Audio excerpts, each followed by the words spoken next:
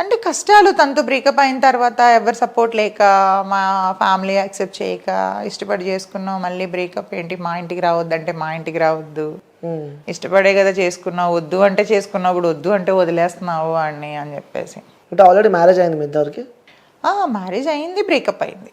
Marriage అయిన తర్వాత breakup అయింది, అది ఎలా సాధ్యం కాదు కదా ఎక్కువ. అయ్యింది అంతే, ఇంకా అంటే ఉండలేకపోతున్నానని నేను, ఇంకా నాకు అవ్వలేదు ఇంకా. అంటే ప్రేమించే కదా చేసుకుంది. అదే చేశాను, అదే అంటున్నాను కదా, ముందు బాగుంటుంది ప్రేమ, ఆఫ్టర్ మ్యారేజ్ బాగోదని, అందుకే కదా అంత ఖచ్చితంగా చెప్పగలుగుతున్నా. అది ఎలా అంటే హక్కులు పెరిగిపోతాయి, హక్కులు పెరిగిపోయిన తర్వాత ఎలా ఉంటుంది అని అంటే ఒక మాట దగ్గర ఒక మాట పెరిగిపోతా ఉంటది, మనం తగ్గినా అవతలవాడు తగ్గడు. ఏంటంటే చూసి చూసి చూసి ఇప్పుడు చూడండి, ఏదో అంటారు కదా, పిల్లిని కూడా ఒక రూమ్లో పెట్టి కొడితే పులవుతుంది అని, అలా ఓకే మనిషిని అట్టాగా పట్టుకొని హింసించేస్తుంటే ఎప్పుడు కూడా ఒక బర్డ్ని కానీ మనం ఏదైనా పక్షిని బంధించినంతసేపు బంధించి ఇలా వదిలితే అది తిరిగి వస్తుంది మళ్ళీ, మీ మీద ప్రేమ ఉంటే. దాన్ని అలా పట్టి పెట్టేస్తే ఎగిరితే మళ్ళీ రాదు ఇంకా, సేమ్ అలా లైక్ మీ. సో అలా అంటారు. సో లైఫ్లో కష్టాలు చూసారు, బ్రేకప్ అయిపోయింది అంటే ఆ టైంలో మీకు ఏమనిపించలేదు? అదే ఆల్రెడీ మ్యారేజ్ లవ్ చేసి ఇష్టపడి పెళ్లి చేసుకున్నాను. అదే నేనేమనుకున్నానంటే కొన్ని రోజులు ఇంకా ఆలోచించాల్సింది, పరిచయం అయిన 1 yearకి నేను చేసుకున్నా. సో ఇంకొన్ని రోజులు ఆగుంటే కొంచెం రియాలిటీ తెలిసేదేమో అనుకున్నాను. అంటే ఫస్ట్ తన మీరు ప్రపోజ్ చేసింది తనే. యాక్చువల్గా నాకు కొంచెం కైండ్ హార్ట్ ఎక్కువ. ఎవరన్నా నా ముందు బాధపడితే నేను అసలు చూడలేను, అంటే నాకు కూడా చూసుకోకుండా వాళ్ళకి హెల్ప్ చేస్తాను అనమాట. అది ఇష్టపడ్డాడు తను, ఇష్టపడి నన్ను ముంచాడు. ముంచాడంత సంతోషంగా చెప్తున్నారండి. ఎంత గట్టిగా ఎదుర్కొంటే ఇంత గట్టిగా మాట్లాడుతున్నారు. గట్టిగా అని కాదు కానీ మెంటల్గా స్ట్రాంగ్ అయిపోయాను. ఇంకా ఆ హార్డ్ టైమ్స్ ఎట్లుండే అంటే మీరు ఇద్దరు విడిపోయిన తర్వాత స్టార్టింగ్ డేస్ ఎట్లుండే?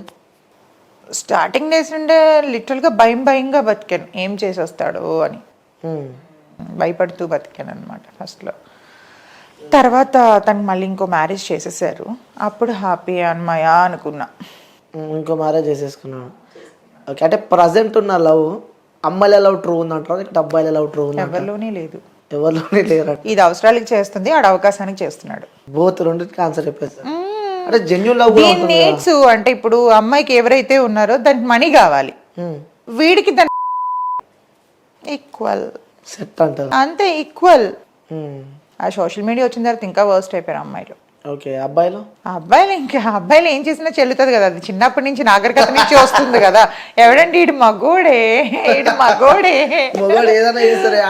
ఆడవాళ్ళు ఏది చేసినా అంటే అలా అని కొంతమంది అమ్మాయిలు రివెంజ్ పెట్టుకొని కూడా ఇంకా ఇలా తయారైపోయారు. సో అలా గడిచిందంటారు లైఫ్ అంతే. సో మీకు ఇన్స్టాలో చాలా మంది ఫాలోవర్స్ ఉన్నారు. సో సీరియల్ పరంగా చూసిన, మూవీ పరంగా చూసిన అభిమానించే వ్యక్తులు అంటూ మీకు కొంతమంది ఉంటారు. సో వాళ్ళకి చెప్పాలంటే ఏం చెప్తారు? అంటే ఎలా, ఎవరికి థ్యాంక్ఫుల్ చెప్పాలంటే మేము అభిమానించే వ్యక్తులు లైక్ ఫాలోవర్స్ ఉంటారు ఇన్స్టాగ్రామ్ లో. అఫ్ కోర్స్ వాళ్ళు ఫాలో చేసి మంచి కామెంట్స్ పెడితేనే కదా నాకు ఇంకా చేయాలి అన్న ఆలోచన వస్తుంది, మంచి మంచి వీడియోస్ అన్ని. అండ్ తొందరలో యూట్యూబ్ ఛానల్ కూడా స్టార్ట్ చేద్దామని చూస్తున్నాను మంచి కంటెంట్ తో. Oh super, congratulations. Thank you so much. Okay, అంటే ఇన్స్టాగ్రామ్ లో మీరు రీల్స్ పెడుతూ ఉంటారు, ఆ టైంలో కామెంట్స్ వస్తూ ఉంటాయి చాలా మంది, అంటే కొంచెం నాకు హ్యాపీగా అనిపించే కామెంట్స్ ఉంటుంటాయి. నెగిటివ్ ఎక్కువ వస్తుంటాయి, పాజిటివ్ ఎక్కువ వస్తాయా? పాజిటివ్, ఈ మధ్య పాజిటివ్ ఎక్కువే వస్తున్నాయి. నెగిటివ్ వచ్చిన కామెంట్ ఏదైనా గుర్తుందా మీకు? అమ్మో చాలా వర్స్ట్ గా పెట్టే వాళ్ళు ఉన్నారు. అంటే లైక్ ఉదాహరణకు ఒకసారి ఉదాహరణ అంటే ఏమో నీ ఇంట్లో వాళ్ళు ఏమనరా నువ్వు అది ఇదని చెప్పి ఎవడెవడో నోటుకొచ్చినట్టు మాట్లాడుతూ ఉంటాడు. కొంతమంది వల్గర్గా మాట్లాడతారు కింద కామెంట్ బాక్స్లో, కొన్ని డిలీట్ చేసేస్తూ ఉంటా.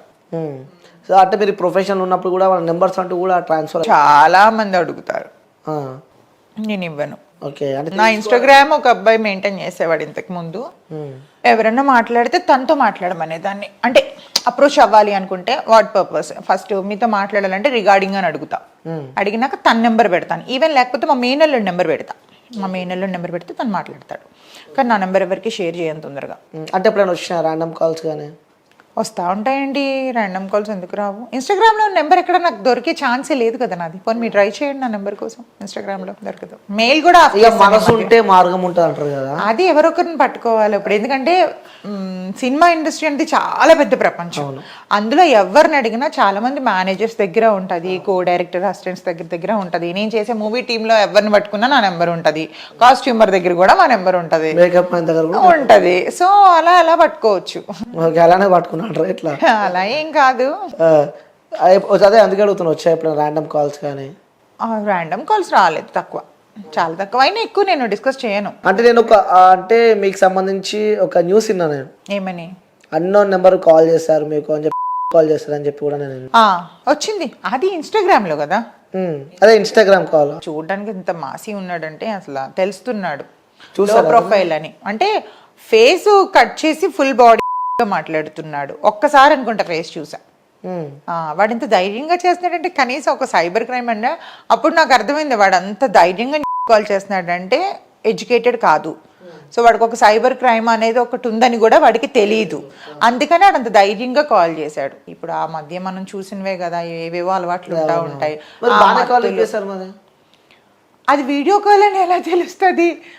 ఒకటి సపోజ్ ఎవరైనా చేశారనుకోండి, అది అని ఎవరికైనా తెలుస్తుంది. ఆన్ కెమెరా స్టార్ట్ చేస్తేనే కదా.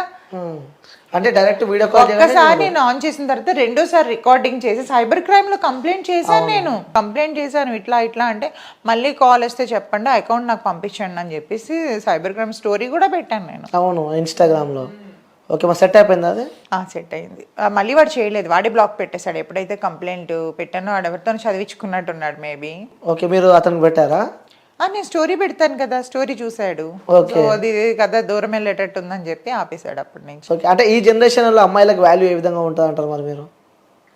లైక్ ఈ సోషల్ మీడియా వచ్చినాక, ఈ డే బై డే మొత్తం చేంజెస్ వచ్చిన తర్వాత, సో ప్రజెంట్ ఉన్న జనరేషన్స్కి మహిళలకి, అమ్మాయిలకి ఏ విధంగా ఉందనుకుంటారు వాళ్ళు?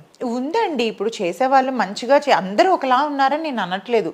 ఇప్పుడు ట్రోలింగ్ చేసుకొని కొంతమంది హైప్ అవుతున్నారు, అంటే పచ్చి బూతులు మాట్లాడి. ఆ మాట్లాడేవాడికి మాత్రమే అవి నచ్చుతాయి, కొంచెం క్లాసీగా ఉండే వాళ్ళకి నచ్చవు. అండ్ కొంతమంది కొలాబ్స్ చేసే వాళ్ళు చాలా మంచి అకౌంట్స్ ఉన్నాయి. కొంతమంది అమ్మాయిలు, నేను చాలా మంది అమ్మాయిలు ఫాలో అవుతా ఉంటా. ఓకే, వాళ్ళు బాగానే ఒబీడియంట్ గా చేస్తారు, మంచిగా మాట్లాడతారు. ఇప్పుడు సమీరా అని ఒక సింగర్, ఒక ఆమె ఉంటది. ఆమెకైతే అసలు పిచ్చి ఫ్యాన్ నేను. ఎంత మంచి వీడియోస్ చేస్తుంది అంటే తను సెల్ఫ్ గానే తీసుకుంటది వీడియోస్, అన్ని కామెడీ వీడియోసే. నాకు అన్ని కామెడీ వీడియోస్ ఇష్టం బాగా. ఓకే, సో అలా ఫాలో అవుతూ ఉంటారు అనమాట. ఓకే, సో నెక్స్ట్ ఏమున్నాయి ప్రాజెక్ట్స్?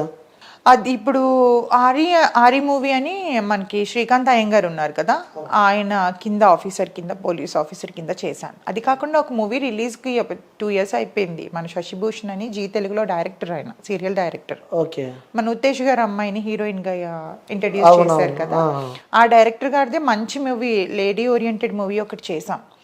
హీరోయిన్ ఏమో మన సర్కార్ వారి పాట ఉంది కదా, అందులో అమ్మాయి ఉంటుంది కదా, కీర్తి సురేష్ వాళ్ళ ఫ్రెండ్. ఓకే, ఆ అమ్మాయి హీరోయిన్, మెయిన్ లీడ్ మాది. ఓకే, సో మంచి క్రూ అంతా మంచి వాళ్ళే. సో బట్ ఎందుకు డిలే అవుతుందో తెలీదు. 2 years అయిపోయింది అది షూట్ చేసి. అది one of the main villain role నాది. ఓకే, సో అంటే ఆ ప్రాజెక్ట్స్ అన్ని చేసిన తర్వాత అవి చాలా మటుకు రిలీజ్ అవ్వలేనివే బోలెడు ఉన్నాయండి. చేసుకోవడానికి అన్నీ చేసామని చెప్తాం కానీ రిలీజ్ కావాలి కదా అవి. అవును, సో కొంతమంది అంతా అయిపోయిన తర్వాత అమౌంట్ ఇస్తా అంటారు. సో లాస్ట్ నాకు అసలు ఇండస్ట్రీలో నాకు ఎగ్గొట్టిన అమౌంట్ లక్షల మీద ఉంటది. లక్షల మీద ఉంటది. హాఫ్ పేమెంట్ ఏదైతే ఫస్ట్ తీసుకుంటామో అదే, మరి తర్వాత ఇంకా వాళ్ళ వెనకాతలు కుక్కలా తిరిగి తిరిగి తిరిగి. అందుకే నేను చాలా వాటికి డబ్బింగ్కి వెళ్ళను. పేమెంట్ క్లియర్ చేస్తేనే డబ్బింగ్కి వస్తానని చెప్తా. ఓకే, డబ్బింగ్ కూడా బాగా టార్చర్ చేస్తారు, డబ్బింగ్ రా అని. డబ్బింగ్ రావాలి అంటే మీరు పేమెంట్ క్లియర్ చేయండి, అప్పుడు వస్తాను, లేకపోతే రాను. ఓకే, ఇస్తారా అట్లా?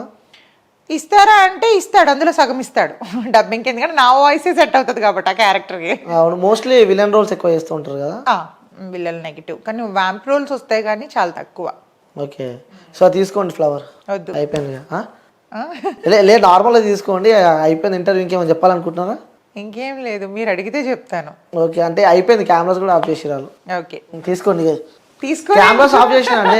Real cameras off. నా బదులు ఎందుకు చెప్తాను? ఎందుకులేండి, వద్దు, తీసుకోండి. ఫ్లవర్ మాత్రం నేను ఎవరితో, అది చెవులోకి కెమెరాస్ ఆఫ్ చేసి, కెమెరాస్ ఆఫ్ ఉంది కదా, మరి తీసుకోవడానికి ఎందుకు? వద్దు, అందుకే ఆఫ్ అయిన తర్వాత ఎందుకు తీసుకోవడం వద్దు. అంటే ఇప్పటిదాకా ఆన్ కెమెరా ఉండే కదా, సో మళ్ళీ మీరు ఏమైనా అనుకుంటున్నారు? ఏం లేదు, అది ఒకటే మాట మనది.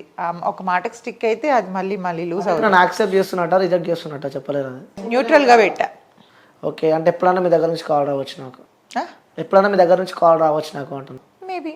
వస్తుందా? ఒక హోప్తో వెయిట్ చేస్తే మంచిదేగా. ఎన్ని జన్మలైనా వెయిట్ చేస్తా. అయ్యో ఇలా ఎంతమందికి చెప్పావు ఇప్పుడు? లేదు ఎవరికి చెప్పలే.